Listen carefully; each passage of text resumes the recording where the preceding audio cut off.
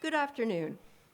My name is Marilyn Lawrie, and I am the very proud Executive Director of the Humane Society Hastings-Prince Edward. Our official opening, October 4th, 2022, is also World Animal Day, an international day of action for animal rights and welfare celebrated annually around the globe. We thought that holding our opening was fitting today and for the years to come. Our anniversary will always be on World Animal Day. Thank you, JC, for that suggestion. Today has been decades in the making, from the vision of a new shelter so many years ago to the land purchase in 2015 with a very generous bequest from Patsy and Thomas Mason, to traction on the build taking hold in November 2020, to the rejuvenation soon after of our building committee, to breaking ground in July 2021. 2021 July, just 15 months ago. This was bare ground. Well, thanks very much, Marilyn, and what an exciting day. This is fantastic. The sun is shining on the Humane Society of Hastings and Prince Edward for sure.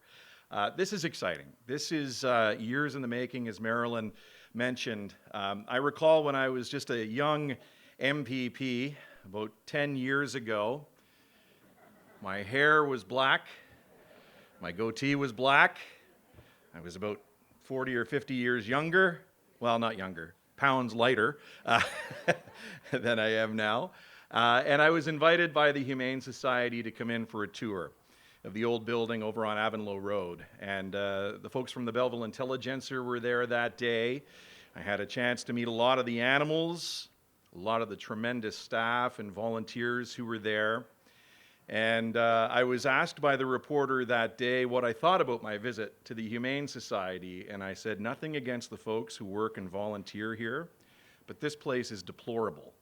And that was in 2013.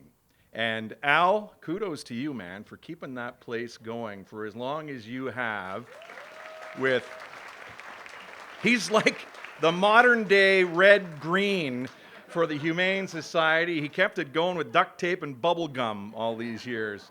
Well, good afternoon, everybody. It is great to be here with you today to celebrate this major accomplishment for our entire community. And I want to start off by saying I'm very pleased to be here with my colleagues from Belleville City Council.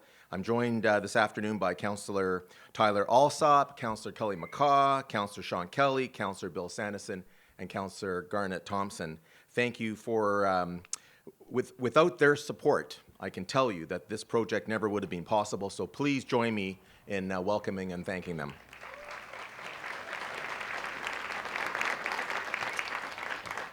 I cannot tell you how special this occasion is today, because it's a day where we recognize the importance that animals play in the health of our community.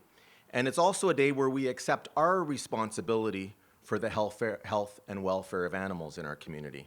Before I wrap up, I need to acknowledge that a day like today would not be complete without remembering our friend, former Councillor Patricia Culhane, who passed away in 2020. Pat loved animals, and she loved the Humane Society. And she was hard on me and demanded that I do something to help with this facility. And when Pat demanded something from me, I learned very quickly that it was best to agree or I would not like the outcome. But seriously, Pat and I agreed on the urgent need for a new building, and we worked together to make today happen. I know she is very happy and proud and is sharing this opening with us. I am proud that I've been able to honor my promise to her and so many others for this new facility. Yeah, it is a great day, and you know, this shows what you can do when you work together. And working together we've accomplished a great deal. And Mayor Panachuk mentioned, yes, we did meet, and I did agree, and council supported what I said. But he left out one of the most important conditions that I put forth at the time, and that was that Task Force Engineering would do this project.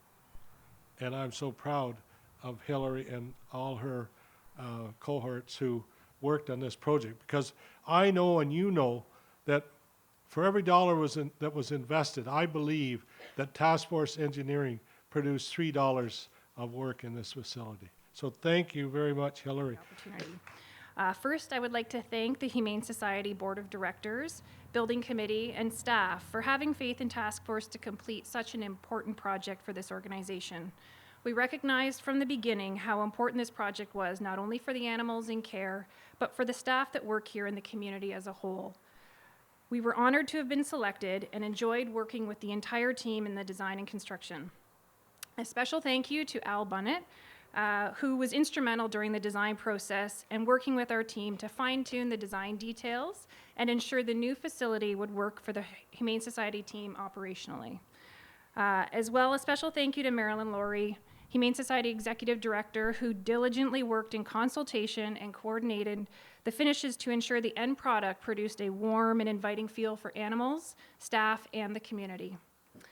I would also like to highlight that much of the success of this project is directly related to local components.